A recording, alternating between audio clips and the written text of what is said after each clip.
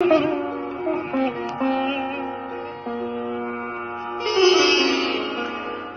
హనుమాను గురుదేవు చరణములు ఇహపర సాధక శరణములు బుద్ధిహీనతను కలిగి. జై శ్రీరామ్. భగవద్ అనుగ్రహంతో ఈరోజు భద్రాచలంలో స్వామివారి దర్శనం చేసుకున్నాం. సాయంత్రం దాదాపు 7:30, 8 o'clock, 8:30 వరకు అక్కడే ఉన్నాము. అక్కడ ఈ స్వామివారిని కలిసాం. ఆయన ఏదో పారాయణం చేస్తున్నారు, రామాయణ పారాయణం. ఇంకా కాసేపు చూసాము, మఠంకి వచ్చేసాము. కాకపోతే లక్కీగా స్వామివారు కూడా అదే మఠంకి వచ్చారు. సో ఇక్కడ స్వామివారు భోజనం చేశారు. అయిన తర్వాత వాళ్ళు రూమ్కి వెళ్ళారు. ఇంకా మేము వాళ్ళు వెంటెళ్ళి మన ఫ్లైయర్స్ వాళ్ళకి ఇస్తూ పరిచయం చేసుకున్నాము. ఆయన చెప్పింది ఏంటంటే, ముందుగా అయోధ్య అని చెప్పారు. అయోధ్య నుంచి రామనారాయణ స్వామి దర్శనం కోసంగా వచ్చాను. అయోధ్య ఆలయంకి దగ్గరగా ఉండేటువంటి ఒక మఠం, ఆ మఠంలో నేను స్వామి అని చెప్పారు. చాలా ఒక మంచిగా అనిపించింది. ఒక విశేషం ఏంటంటే, 17వ తేదీ మనము అయోధ్యలో సీతారామ వారి కళ్యాణం చేస్తున్నాం. అదైన తర్వాత అదే రోజు సాయంత్రం మనము తిరువీధి ఉత్సవం అనుకున్నాం. సో ఉత్సవం కోసంగా మనము ఎలా వెహికల్ అరేంజ్ చేయాలి, అక్కడ వెహికల్స్ ఏమో ఉన్నాయి, కాకపోతే వాళ్ళు వేరే దానికంటే వాడుతూ ఉంటారు దాన్ని. సో ఒక మంచిగా ఎలా ఆర్గనైజ్ చేయాలి అనేటువంటి దీంతోనే ఒక థాట్ ప్రాసెస్లోనే ఉన్న దాదాపు ఒక 1 week నుంచి.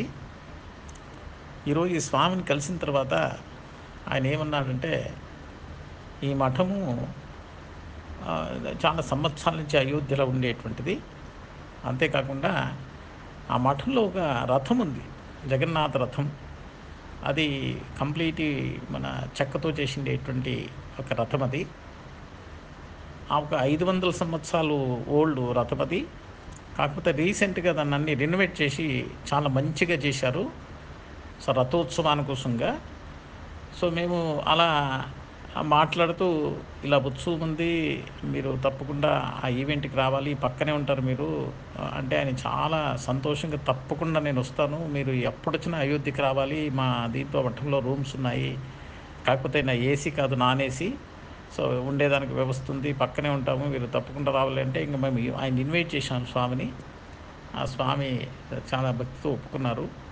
తర్వాత ఆయన ఫస్ట్ అడిగింది ఏంటంటే, ఉత్సవం చేస్తున్నాము, ఏదైనా వెహికల్ కొంచెం అరేంజ్ చేయగలరా అని అడిగితే, ఆయన కోఇన్సిడెన్స్ ఏంటంటే, మా మఠంలో ఉండేటువంటి రథం ఎవరికి మీరు చెబుతూ ఉండేటువంటి ఒక యాత్ర చాలా అద్భుతమైన యాత్ర కాబట్టి తప్పకుండా ఆ రథాన్ని మీరు ఆ ఉత్సవానికి వాడుకోండి అనేటువంటి ఒక మంచి అద్భుతమైనటువంటి మాట చెప్పారండి.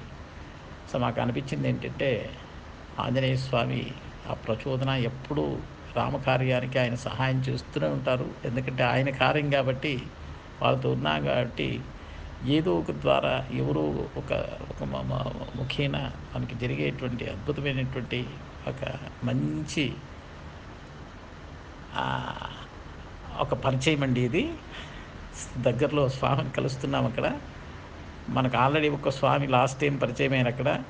సో దాంతోపాటు ఈ స్వామి మనకి అక్కడ ఒక పరిచయం ఏర్పడుతూ ఉంది. మనకి ఒక వానర సైన్యం అక్కడ భగవంతుడు కలుపుతున్నారు. చాలా అద్భుతంగా మన కార్యక్రమాలన్నీ జరిగే ఒక దిశలో వెళ్తూ ఉండేటువంటి ఒక సందర్భంలో భద్రాచలంలో సీతారామ వారి సన్నిధిలో క్యాంపస్లో చిన్నజీవ స్వామి మఠంలో ఆయన కలవడం, ఆయన మాటలు మీరు వినండి. సో ఆయన చాలా మంచిగా చెప్తూ ఆ రథాన్ని మీరు ఈ ఉత్సవానికి వాడుకోవచ్చు అని కూడా చెప్పారండి. జై శ్రీరామ్, జై హనుమాన్.